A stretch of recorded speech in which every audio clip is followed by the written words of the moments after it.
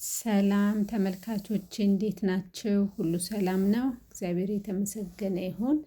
ዛሬ ደግሞ እንደዚህ ቆንጆ አድርገን ጋግረን ቆንጆ የጤፍ ጭቡጦ እንሰራለን። ተመልካቾቼ ላይክ፣ ሰብስክራይብ፣ ሼር ማድረግ አትርሱ። ከማየታችሁ በፊት ላይክ እና ሰብስክራይብ እያደረጋችሁ እንደዚህ በአማረ ሁኔታ እንደዚህ አዘጋጅተን የምንሰራውን አሁን ወደ ስራው እንገባለን። እኔ እዚህ ጋር የተጠቀምኩት ቀይ ጤፍ ነው። አንድ ሁለት ቂጣ የመጋገር ያህል ነው ያመጣሁት። እዚህ ጋር ኑግ አለ። ኑጉን በማመስ ስራችንን እንጀምራለን።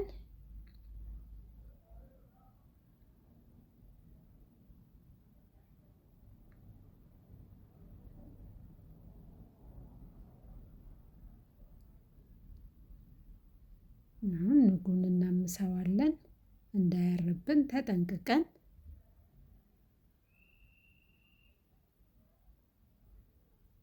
አምስት እናደርገዋለን ትንሽ ከለሩ ቀየር እስኪል ድረስ እንጠብቀዋለን እንዳያር። ይኸው በዚህ ሁኔታ እንደዚህ ሆኖልኛል። ሁለተኛውንም ቆልቼ አብርጄ እንግዲህ እንፈጨዋለን።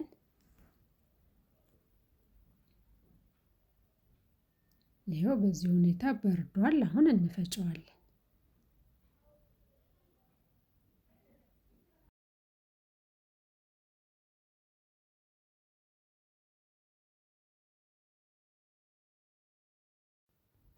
እንግዲህ ኑጉን ሁሉንም አልጠቀመውም። የምፈልገውን ያህል ብቻ ነው የምጠቀመው። ለሌላ ነገር ስለፈለኩት ነው በዛ ያደረኩት።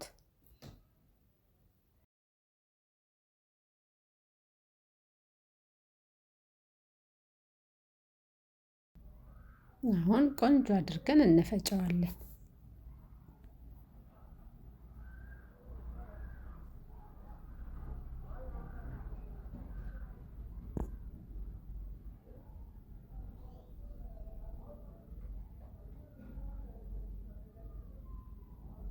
ትንሽ ይቀረዋል ላም እስኪልልን ድረስ ደግመን እንፈጨዋለን። እንግዲህ በሙቀጫ ነው እንጂ በእነዚህ መፍጫዎች አይለጠለጥም።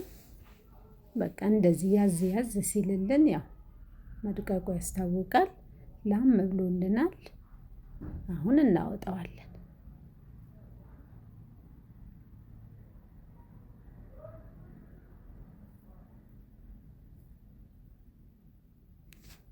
ለማቡካት ግን እንዲመቸን ባይለጠለጥ ጥሩ ነው።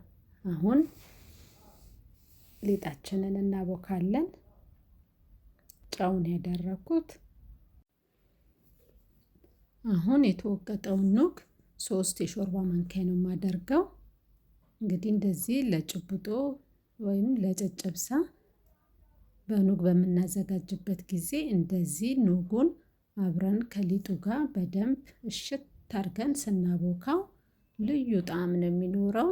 እስቲ በዚህ መልኩ ስሩና ሞክሩት፣ ትወዱታላችሁ። ጣዕሙ ከዛኛው ይልቅ የበለጠ አብሮ ሲቦካ ልዩ ጣዕም ነው የሚኖረው። ስናቦካው ደግሞ ወፈር አድርገን ብናቦካው ጥሩ ነው። አሁን ይኸው በእንዲህ መልኩ አብኩቻዋለሁ። ወፈር ያለ ነው። ቂጣውን እንጋግራለን።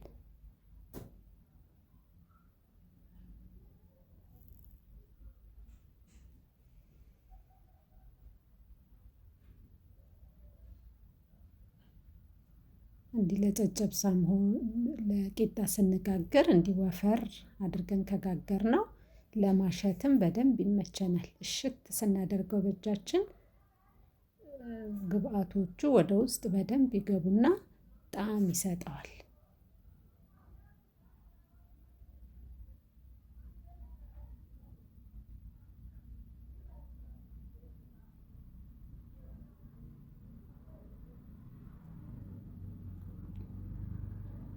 አሁን ይሄ መጠጥ ሲል እንገለብጠዋለን።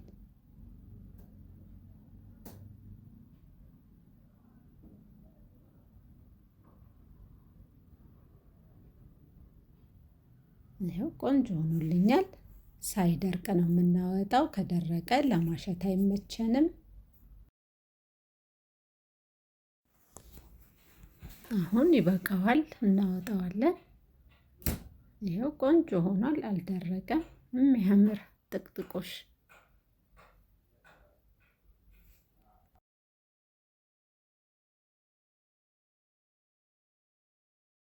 ይሄ የተነጠረ ዘይት ነው።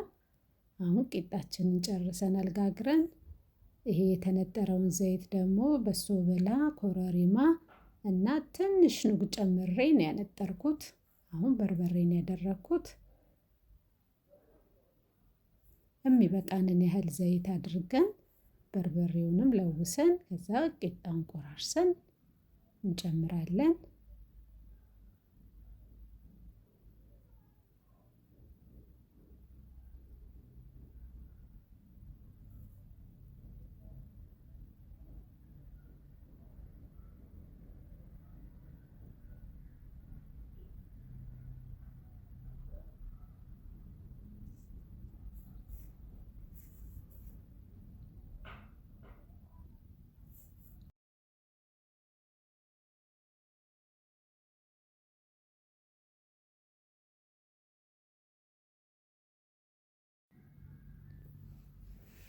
እንደዚህ ጨጨብሳ ኦር ጭቡጦ ስንሰራ በማንኪያ ከምንቀላቅለው እንደዚህ እጃችንን ታጥበን በእጃችን እንደዚህ እሽት ስናደርገው ልዩ ጣዕም ነው የሚኖረው። ምክንያቱም ግብአቶቹ በደንብ ወደ ውስጡ ይገባሉ፣ ልስልስም ይልልናል።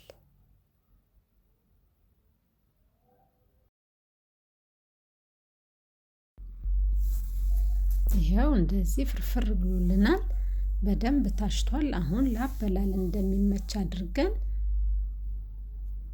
ጭቡጡ ስለሆነ ልክ እንደ በሶ ጨበጥ ጨበጥ አድርገን ለገበታ እናቀርበዋለን። ካስፈለገም ደግሞ እንዲሁ በማንኪያም ይበላል። ግን ቀላሉ ላበላል የሚመቸው እንዲህ ሲጨበጥ ነው። ቆንጆ ሆኖ ታሽቶ ነው፣ ልስልስ ብሏል።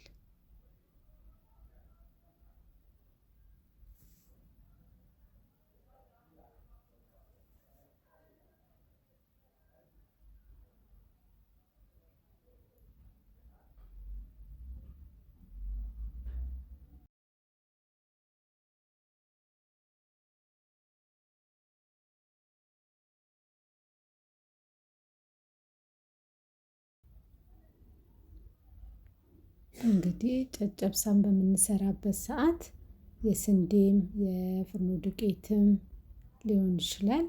በኑግ ስንሰራ ውስጡ ከሊጡ ጋር አብረን አብኩተነው ስንጋግረው ልዩ ጣዕም ነው የሚኖረው። በይበልጥ የጤፍ ቂጣ ሲሆን ደግሞ ልዩ ቃና አለው። አሁን ይኸው እዚህ ጋር ለገበታ እንደዚህ በአማረ ሁኔታ ከሻይ ጋር አቅርቤዋለሁ። ሻዩ ቆንጆ የቀረፋና የዝንጅብል ሻይ ነው። ዋው! የሻዩ ሽታ ልዩ ነው። አይን ይበላል አይደል መጀመሪያ የሚባለው። እንዴት እንደሚያምር! የተባረከ ይሁንልን። እስቲ ቅመሱ።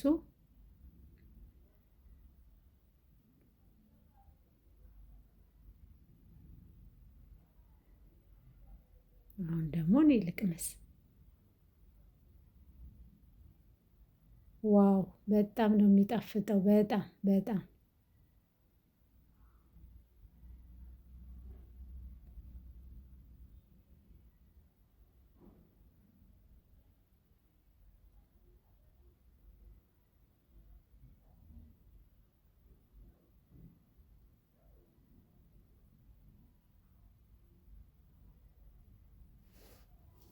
በእውነት በጣም ነው የሚጣፍጠው። ተመልካቾቼ ሰርታችሁ ሞክሩት። እንግዲህ እኔ በዘይት በርበሬ ኑጉንም አድርጌ ሰርቸዋለሁ። ግን እንደዚህ ደግሞ ሲሰራ የበለጠ ጣዕሙን እናገኘዋለን። በይበልጥ በቀይ ጤፍ ኦር በነጭ ጤፍ ላይ ሲኖር ደግሞ ሞር ይጣፍጣል። እንግዲህ ጭቡጡን በዚህ መልኩ እያዘጋጀን ለመክሰስ፣ ለቁርስ፣ ለቡና ቁርስ መመገብ እንችላለን። ዘይትም ደግሞ የወራይ ዘይትን መጠቀም እንችላለን። ተመልካቾቼ ስለተከታተላችሁኝ ከልብ ነው የማመሰግነው። መልካም ቀን፣ ቀናችሁ ይባረክ።